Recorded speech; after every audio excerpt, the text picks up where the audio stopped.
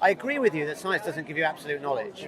Right? There's no unbreakable truth that can never be revised. But I think that's just true of all knowledge. It's a great tool, necessary, helps us progress in the world.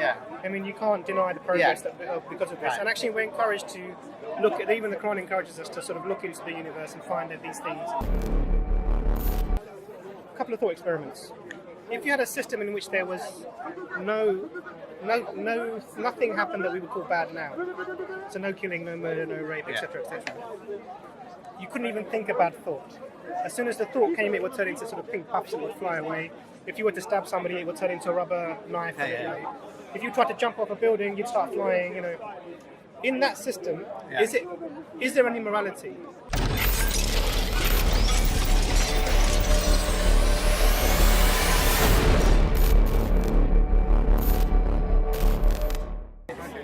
And they've got these hilarious songs, but a lot of them about medicine. There's so many anecdotes because you just come across people who are just completely disabled in terms of making a decision about their health. Wow. It's hilarious. I've had somebody come to me. You won't believe, Charles fallen over. Can we just send a bit down in my bag? Because you're worried about your bag, yeah, 90% people are. So we had go on. Charles fallen over, had their lips swollen. They've come in because they're worried about the swollen lip. They're worried about what, sorry? Because the lip's swollen. Okay, It's just a normal... Right. That's what happens, You bang your lip, it swells, it will go down. Right. But people are just so worried that they can't just make a... The worried well, they call it, absolutely. don't they? So their nan would have told them, Right. don't worry about it. They don't have access to nan anymore, so they Google it. Yeah. So, and probably they find something crazy. Everything's death, isn't it, on Google? Yeah. Death or cancer. There's nothing intermediate. It's like the Daily Mail, isn't it? Every substance either causes or cures, or sometimes both, cancer. Absolutely. So it's really, I think I spend probably about maybe 30 to 40% of my time pastoral work. Right. Just calming people down. Okay. And then the other time it's either, just saying, okay, this will go away in a bit, don't worry about it. Right. Or treating people. Right. Because if you just leave people, most things are okay. Yeah. But we're in a world of information without filters. Yeah. And if if I went into a physics book or something, started reading, I could easily get the wrong end of the stick. Oh yeah. And convincingly, I could be. And there's lots of wrong stuff out there, even from like good sources. Are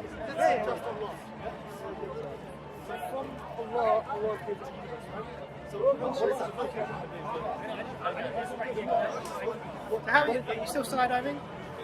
I haven't been jumping for a while, but hopefully I'm going to do something beginning of next year. What, just an interest or? So when I was in my 20s and 30s, it was my whole life. Like I did like nothing else. Every weekend, jump. Every holiday, go to a foreign drop zone, jump. I did 1,300 jumps. Competed, and then after I got married, I kind of got a bit bored of it actually, and then I lost a very close friend, so I kind of stopped jumping a lot. But I have been back since. It's not like a complete curtailment. So occasional. We call it dip your knees in the breeze, we would say. But what was cool this summer, I got made the journalist in residence for the Institute for Gravitation and the Cosmos at Penn State University. So I was out there for a lot of the summer covering their conferences, and they gave me an award for popularising fundamental physics. So you sent me some links, and I had a look at some lectures. I can't remember what I sent. I didn't even know I had your email, actually. You sent me a link. There was a whole day's worth of talking, and I couldn't watch it all because it's just... Yeah, I can't remember what I actually forgot that I even had your email. They were talking about the basis of science being naturalism. Oh, okay. You sent me a conference or something. Oh, it was a conference. Maybe, okay, yeah. Because I think that's not entirely right. I mean, I know a lot of people think that. There are some people that say that. Like Carlo Rovelli, someone I respect very highly. I agree with him on almost everything. And he thinks basically science is looking for natural explanations. That's what science is. So as long as you're doing that, you're doing science. But I'm not entirely agree with that. I think science is a more complicated beast, and it's multifaceted. So I agree you primarily look for a naturalistic explanation. But I think if empirical evidence really showed you, so I think empiricism is probably the most important thing of science, not necessarily naturalism.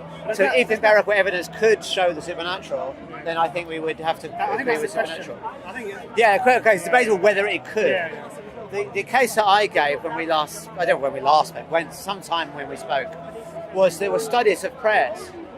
And I felt, this was the medical studies, I think they had control groups, some people were prayed for, some weren't, some people were prayed for and told about it, and some people were prayed for and not told about it. They had I thought it was a good study. Like the design of the study looked pretty good to me, and so I felt that had it shown that prayer really worked. What would it have shown? Well, if you had the people, in particular, this is what they didn't have in the study, but I think they should have had. Imagine, and I think I said this last time, so apologies if I repeat myself. Imagine it was only the prayers of Catholics that worked, right? And no one else. Because you might say, okay, maybe it's a placebo effect, something like that. Some psychosomatic thing. Okay, yeah, fair enough. But if it was only the prayers of Catholics that worked, and it only worked when they weren't told about it, because that wasn't the study that I read. There was a group that weren't told they were being prayed for. Because actually, the results of the study was the people that were told they were being prayed for did slightly worse. And I imagine that could be a psychosomatic thing, because maybe they thought, shit, they haven't got any medicines for me. It's last resort stuff. So maybe there was some sort of nocebo effect. That's conceivable, right? But if the people that weren't told did better, and only in one particular religion or one particular, group, then I think that would shows something is going on there. Do you know what I mean? I don't think there's two things. First, because obviously with any... I'm just going to move my mouse. No, you can leave it there, no worries. I don't know, I know, it's just, There's always, before any tests are done, there's always some pre-theory.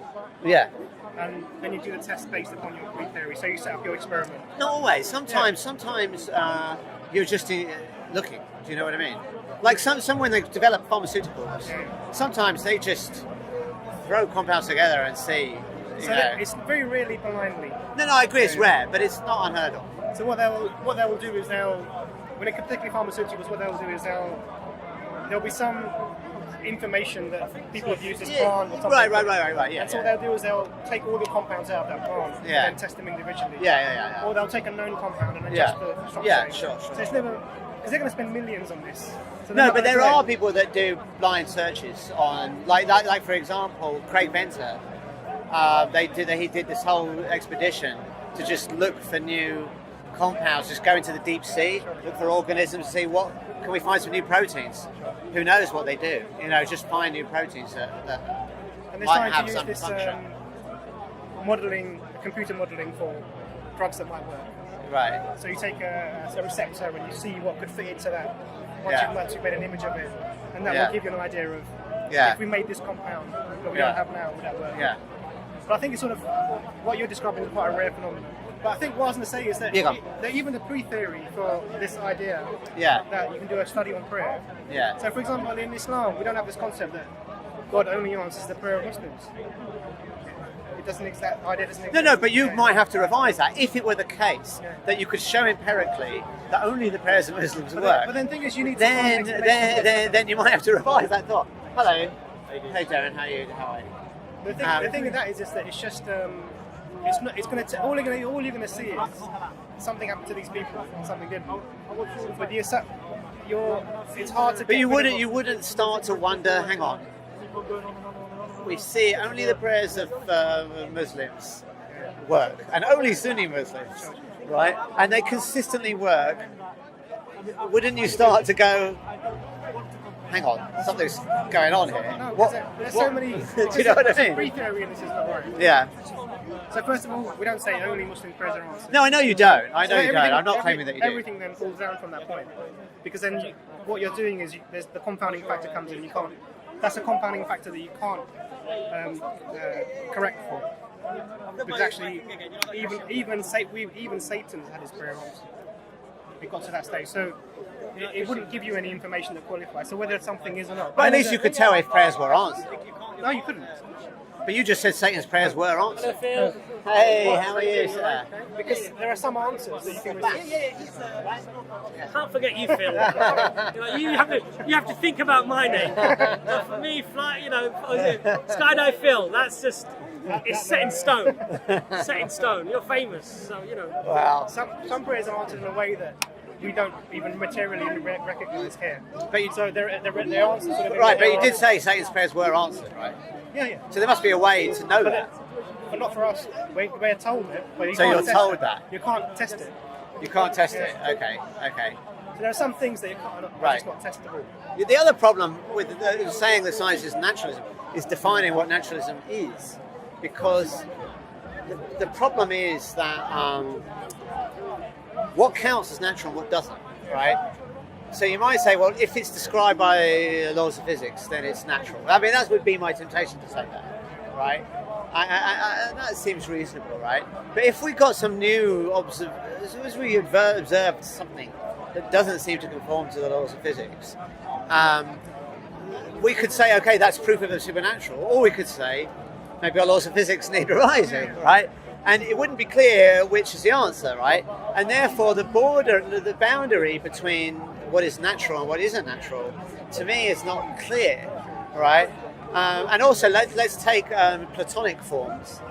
Now, you might say, are Platonic forms naturalism? I mean, a lot of people say Platonic forms are not naturalism, but they're not supernatural in the sense of, like a divine being or something like that either. So again, I think the problem is the borderline between naturalism and what isn't naturalism. It can be hard to delineate. Is a multiverse natural? Because some people say, all right, everything that obeys the laws of physics. But what if there's another universe that obeys different laws of physics? Well, we wouldn't say it's supernatural. Maybe there's still no God, there's no ghosts or psychics or stuff like that. But again, it's not quite the laws of physics. You know what I mean? So that's another problem. So the thing with these sort of ideas is I appreciate the need to try and define the basis of science as not purely naturalism. So I think that leads you to difficulties. In my view, it's a good But the problem is that the way the sciences works is that you look for a natural explanation in every single case. I agree, you do. But so you would rather I agree. rather revise the rules of physics than postulate actually this is a supernatural thing that we can't assess really. Well, here's the thing. So if we were faced with that, right, then what we would try and do is, we might try and rewrite, but then they have to be tested, right? Yeah. So if they continually fail, then that option would look less and less believable. So I think one other way to do science. I mean, I don't think science is just one thing. No. It's sort of multidimensional. So, I think there are many criteria for is it science. So I think we can imagine like one criteria being looking for a natural explanation, another being empiricism, another is using the null hypothesis, and another is building on existing knowledge, that we've checked through experiment. Another is, can you make something falsifiable? There's all these different criteria, and I don't think science is reducible to one of these criteria. Rather, I think the more you have these criteria, the more scientific you are. So I think in the case of when we say, does science exclude the supernatural? I mean, I think let's take. I don't know if you read the novel Contact by Carl Sagan. All right, spoiler alert. I don't know if you're filming or not. If you are filming, jump over the next minute. There's a spoiler alert for the end of the book. Okay, so at the end of the book. So the book is about contact with aliens, and they send signals. Is that the movie with Jodie Foster? Yeah, but they had a really brilliant ending in the book. They had a brilliant ending in the book that is not in the film. Okay, here's the spoiler. Okay, here's the spoiler. So in the end of the book, she goes to meet the aliens, and then and she asks them about like their religious beliefs and like, what do you think about your origins? And they're like, we've got something that we don't understand. We think there are patterns in natural numbers, right? And so she goes back to Earth, and in the book and in the film, no one believes that she actually went, right? Because anyway, so she says maybe I can prove it. I'm going to look for patterns in natural. She goes to pi and she computes pi. She gets all the computing resources of the city and just starts computing pi to like a zillion decimal places. And then she starts finding like binary code, right? Now I think, suppose you did that and you found binary code and it spelled out the whole text of the Quran, I think that would be scientific evidence that the Quran is, at least from a, if not from God who is the creator of all things, it would certainly be some beyond human intelligence, all right? Something, and it's written into the fabric of natural numbers. That would, I think you could write that up as a scientific paper, right? I think you could, because another thing about science is that it's checkable. It's reproducible. So if that were to be the case, I mean, it's not the case. I want to make it clear. This is just an idea that was in a book, a fictional book, right? But if that were to happen, other people could reproduce that result, and I think that's another feature of science: reproducibility. The thing is, I understand what you're saying. Yeah. But nothing in science brings you to truth. All you're doing is you're building a model of current understanding of how the universe works, and that's all you would do. You revise your model depending on the observations that would change the. But do you think it's true that bacteria causes disease? Yes. But didn't you just say that science can't bring you to truth? Isn't there a truth? No, conflict there isn't, because we're talking about ultimate truth, and we're about this. So say in about 15 or 20 years, we discover that actually bacteria themselves, they have a prion in them, for example. That when it comes into contact with human cells, it causes some damage to those cells. That's the mechanism of the infection. It's not the bacteria, but actually the prion. No, I agree. So what we do is we build models according to what we understand. So at the moment our model is, yes, bacteria cause infection. Right. But any future observation could change that model. So this is what I'm saying to you about... I agree. But isn't that true of all human knowledge? Sure. But I agree with you to a certain extent. Now, I mean, what isn't open to revision? All human beings are fallible. So any knowledge we have of anything is open to revision, right? Sure.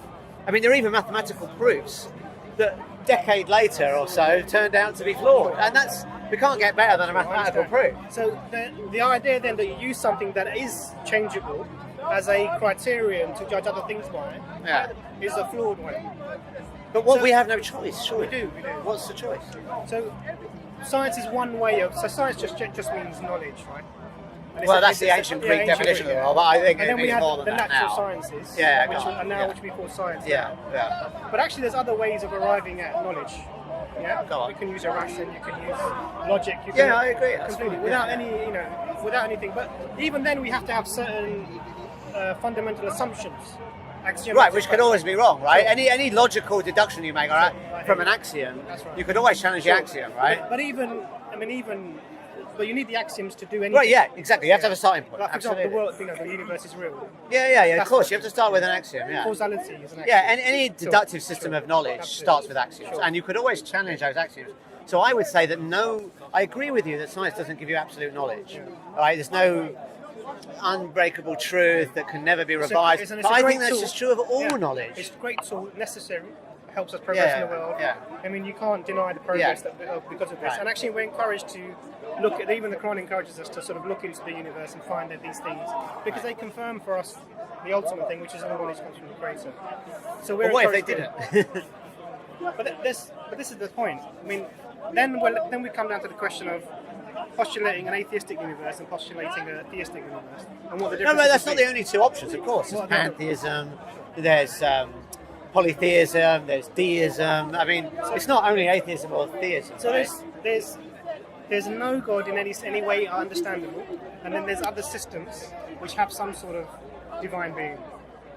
So that's the general cutoff. Within those, there are fair enough. Okay, fair enough. Yeah. So I mean, one of the arguments that people bring is that what's it, Carl Sagan, who said you just believe in one. You believe in one less God than I do. In the sense that you just believe all the other religions. But this is the problem with this concept is that actually you can have many theories about an observation. That doesn't make the observation untrue. So the fact that there's so many different it doesn't make the observation true, do you think? Untrue. Oh, okay. So, yeah, okay, fair enough, yeah. So just because there are lots of different ideas about what the creator is, Yeah. pantheism, Yeah. you know, the ones you mentioned, it doesn't take away the concept that there's a creator. So all No, I those- agree, all I those agree, would I be agree. one, and the other. So when agree with that, yeah. when I'm coming to talk about a theistic universe, Yeah. there's many aspects of that I think are coherent, that make sense, that wouldn't make sense when I'm talking about an atheistic universe. Okay. And we've spoken about these before many Yeah. times, so you know it's going over old material. But It's okay. One of the things I know. But I want to pick up. I know we will only have so much time. I want to carry on our conversation about the seven heavens at some point. So just keep that in mind before you say I'm out of time. We've got to go. Okay. But anyway, go on. We'll come back Carry to on with that. your point. We'll come back to that. So Yeah. one of the things that for me, which I find most compelling, is actually assigning value to things. Right. So, you know, I was having a conversation with somebody I think a couple of weeks ago about this, and I was saying that you know, when I see my child or Yeah. I see something, I know intrinsically that my child has value. Right. And that's an actual thing. I don't believe it as in a something that I've just given it myself, because for me that value comes from the transcendent creator who ascribes value to things. In an atheistic universe, you can make purpose for yourself. Right. You know, my purpose You is- ascribe yeah, values, you but ascribe- they're within you. But they're almost like a self-delusion in the sense that They're- it's arbitrary. So every single person. Well, when you say arbitrary, I mean, it's obviously not arbitrary that you give value to your child, is it? I mean, No. evolution should It's drive arbitrary. you I'll tell you to what I mean value by- your child, right? I'll I tell you mean, what arbitrary that should be would pretty mean. obvious. I'll tell you what arbitrary I mean by arbitrary. Okay, tell me what you mean. I don't mean arbitrary as in what you do is arbitrary just because you're doing it. I mean Right. arbitrary as in in actual essence. In an atheistic universe, nothing has any value at all. Nothing has any value At all. Because it's just a movement of atoms and but value can be ascribed by a conscious being, sure. right? So you can ascribe value. So then but it has that's- value. But that's no. Value doesn't come from just. See, I think that the problem here is your definition of what value means, right? So I think it means what I ascribe it, or what a conscious being ascribes to it, right? You think what value means is coming from the creator, right? So of course we're not going to agree on this point because we're defining values in different ways. So for me, what I'm saying right? is that you have when you ascribe value in almost like an arbitrary sense to something, because anyone else could ascribe something else, some other value to that thing. Careful. Whereas for we believe the creator has given value to human beings, life. We're taught these things, and they were taught this comes from a transcendent source. We can talk about the transcendence of the source, but that gives you actually value. So, But let's suppose God values X, whatever it is, right? Why should I care? why should you care? Yeah, I mean, so what? So, the problem here is that then, if there is a creator, and God does for us allow us to ascribe value on a humanity level, to things not in an arbitrary way, there are other things that come. But what is it about God ascribing it that makes it non-arbitrary? That's what I don't understand. I'll give you an example. Let me make another example. So, there was a point in German history where they decided that a certain group of people were not valuable as human beings. Right, of course. And they decided to wipe them out. Right, yeah. Okay. Yeah. So this is arbitrary value taking away value. Arbitrary. Yeah. Now, for us as Muslims, even if we had a government that decided that there are these groups of people who are not valuable, and they wanted me to agree, or Abbas to agree, or somebody else to agree, we would not be able to do that. Because why? We set our criteria, our standards from a source that's outside. Right, but if the source said it was okay, then you would have to agree that it was okay. But we don't accept that would be the case. But suppose hypothetically it was the case, then logically you would have to conclude that would be okay to do that. The thing is, I understand what you're saying, but there is a case like that. But that's the problem. You don't think that would happen. No. Where are you getting that from? So I have. See, I think you're getting it from your own moral intuitions, which is where I'm getting it from. Not at all. Therefore, we're not on a different page. So I have a source that I turn to, which is the Quran. Right. And we can verify, as best I can, we can verify this is not something that the Prophet Muhammad could have produced himself. Okay. And there are certain characteristics within that text we can look at, which I believe points to something beyond human capability. Okay. Now we can discuss what those might be. Right. So for me, that establishes that this command that we have comes from a being that we would call the Creator. Yeah. And then we base our knowledge about what to do and what not to do from that. Now, in those texts, we're not told to anything like this thing of wiping out a group of people. No. But there are a lot of things you're not told to do that you should do, right? It doesn't say go and get a cup of coffee, but it's not like it didn't say it, so I shouldn't do it. Yeah, but that's the right. I mean, come on. No. But my point is, but also it does say, as I understand it, or at least in the Hadith, that everything is predetermined by God. Okay. So it seems to me you've got a problem. Because if God allows the Holocaust, which he did, I mean, obviously it happened, right? And God could have stopped it, but he didn't.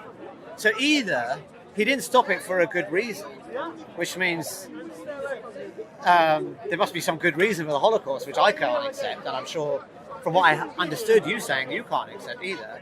Or he didn't have a good reason for not stopping it, in which case he can't be this omnipotent, omnibenevolent being. So there's a real problem that you have there. This is the classic. So we move the goalpost like this. This is the classic sort of problem of evil. Right? Well, yeah, but the problem is if the Holocaust was wrong and we agree it's wrong, right? We both agree it's wrong, right? And we agree it's a unnecessary thing. It shouldn't have happened. It was wrong. Right. So, given that, right, we know that if there's a God, he allowed it. That's also, we have to accept that, right? So either he allowed it for a good reason, which conflicts with our thinking that the Holocaust was wrong, or he didn't have a good reason, in which case he's not the omnipresent God. So this is... Sorry, I'm repeating myself. Yeah, you have just repeated. That's fine. So this is what's going on? This is sort of the classic problem of evil problem. Now, the problem with this concept is that you limit there's a few problems with it, but I'm going to try and delineate them. Okay. So the first thing is you delineate the experience of a human being to this life. That's the first thing that you do. So, and the other thing is you either don't understand or you don't think about the system that's been set up here. You think this is the be-all and end-all of the system. It's not. So, a couple of thought experiments. If you had a system in which there was nothing happened that we would call bad now. So no killing, no murder, no rape, etc., etc. You couldn't even think about thought. As soon as the thought came, it would turn into sort of pink puffs and it would fly away. If you were to stab somebody, it would turn into a rubber knife. If you tried to jump off a building, you'd start flying. In that system, is there any morality? Is there any morality? I don't know. I have to think about that. So I would say there isn't. Okay. And the reason I would say that is because there's no action. I'm not able to choose between right and wrong because there's no choice in that system. The only thing that you can do is good. Because everything else is prevented. Did you ever watch Red Dwarf? Yeah. Do you remember the episode with Prison Planet? I may have. Let me remind you. So in Prison Planet episode, Rimmer is kept in a prison. Yeah. And he's sentenced to 7 million years in jail or something. I can't remember what it was. It's a ridiculous amount of time. And the prison has Lister goes to visit them, and the prison has no locks on it. He could just walk out. Or something. No, I can't remember. But Lister starts asking about the nature of the prison. He goes, "It's a really weird prison. It's very clever. What happens is any bad thing that you do just gets turned back on you." Okay. So, for example, and he says, "Go on, set fire to the." He goes, "I'll show you. Set fire to my blanket or something, and to the linen on the bed." So Lister sets fire to the linen on the bed, and his jacket goes on fire. I think I've seen that one. Right? Do you remember that one? I think I've seen it. So imagine a setup like that. You still have free choice, right? You still can make choices that are good or bad, but anything that you say you choose as bad just happens to you. Right. So that to me would still preserve, and you could still have bravery in sort of without. You might have the appearance of things. So, for example, I went paintballing once, and I got an award for bravery. I crawled through the grass, right, and I stormed the opponent's flag. Sure. Now there wasn't any real risk, right? It's not a real war, right? It's just a game. But you could imagine something like that, right? Like I played Grand Theft Auto, and I wouldn't kill any of the the civilians because I thought it was wrong, right? So even though there's no real consequences, you could still have, I think, moral choices, even if those... I think your example is very good, the Rimmer one. We'll come back to that, and I'll bring it into my thing. Right, so, okay. First of all, and then think of an opposite. So the first thought experiment was a system in which you cannot do anything bad. Right. And I would say that removes the morality from that system because actually there is no choice. Yeah? Now flip it. A universe in which only bad things happen. Yeah. Everyone's killing, everyone's murdering, everyone's raping, everyone's killing themselves. The same question applies. Is there actually any morality in that system? And the answer again would be no. Because again, there's no choice. You can only do bad things. So for me, when I think of, just to bring another very Christianity, where we're inherently evil and we do evil things, this sort of points towards a world like that. No, I don't accept that. So in both of those systems, they are automatically amoral because there's no choice. Morality requires agency, which requires choice. Yeah, but you don't. The problem of evil, I think, doesn't necessarily depend on any notion of morality. You can just focus it. You can just retitle it the problem of suffering. So we'll come back to suffering. Okay. But what I'm saying is the notions of morality and choice aren't a necessary function of the problem. Because let's say we were talking about the Holocaust. That was the example you gave. But let's give another example: mass extinction of animals. Right? Or the example I gave, I did a debate, and the example I gave actually was not mass extinction. It was animals caught in what's called a predator trap. I don't know if. All right. So what a predator trap is an animal gets stuck in the mud, right, and they can't move. They starve to death. But it gets much worse than that because what happens is other animals go, oh, a meal. So they go, oh, there's a trapped animal there. I got an easy meal. They go in, and guess what happens? They get trapped too, right? So this is really horrendous suffering. They all starve to death, right? And we've got examples. There's a predator trap remains in California, the La Brea tar pits. They dug up 4,000 direwolf bones. They all died in this way. Yeah. So I think it's a really interesting example, right? Now here, choice I don't think comes into it. Right, we don't know if animals have free will or not. It doesn't matter. They're suffering, and it's unnecessary suffering. So we'll come to that. And so, where's God? So we'll come to that. You've got to give him around 5 minutes. Go for it. I've had Rimmer, I've had paintballing. Yeah. Go for it. Red Wolf, paintballing. Go for it. We know more about you from our Facebook page. Go for it. So the first thing is in a universe that's set up without any choices, there's no morality. So morality is a requirement for judgment. You have the ability to make choices. If you cannot make a choice, you can't be judged. That's basically that simple. The other thing I mentioned right at the beginning was about the timeline of the perception. Okay, so we don't believe as Muslims that your perception is limited to just this life. So we've existed before, pre-birth, and will exist again after. And actually, this life is very short compared to the life after. In fact, we're told that will go on without end. So, I mean, I'm sure you've had something nasty happen to you in the past, fallen over, maybe injured yourself, So, with time, your perception of that is changed, and it's not as painful as it was maybe that time. However, whatever that emotional hurt might have been, physical hurt might have been. So imagine now you put that forward million years, however many years, that becomes almost something you wouldn't remember, immemorable. Okay, and this is really what we're talking about. So, to have a system in which you can be judged, and this is the system that God has set up, really, a system in which you can be judged. You need to allow free will, and the consequence of that free will is amongst human beings is their suffering. Okay, now. The question you raised is a really good one. What about animals? Animal suffering. So, I'm not sure if I can say that animals suffer as we suffer, because I don't believe that we are the same as animals. I can't. My voice is like this. So, my view would be, because we're told that one of the hadith of the Prophet, peace be upon him, is that the goat without the horns will get the opportunity to butt the goat with the horns who butted him in the. Do you understand? So everything is reconciled. So that's like the compensation. Compensation. Okay. So even the animals will have some sort of justification for what's happened to them. But mainly, this set of us human beings, we were sent as a vice regent, almost like a caretaker for the earth. That's our main role. Even though human beings are destroying the earth. Well, they are, we're not doing a very good job. Our role was actually, and we're going to be accountable for that. I don't believe that we're not accounted for what we're doing for the earth. Okay. So, So 3 points, it The seems. perception. There's a long time. There's animals are different to us, Yeah. and there's And what was the to third? allow a system in which And there's free will. choice, we And need free to will. have free will. All right, so let me try and go through each one of those 3 points. Let's start with animals are different to us. We're not sure if they suffer. I think the evidence that they suffer is overwhelming. So let me try and explain what that evidence is. So I'll give you a couple of things, right?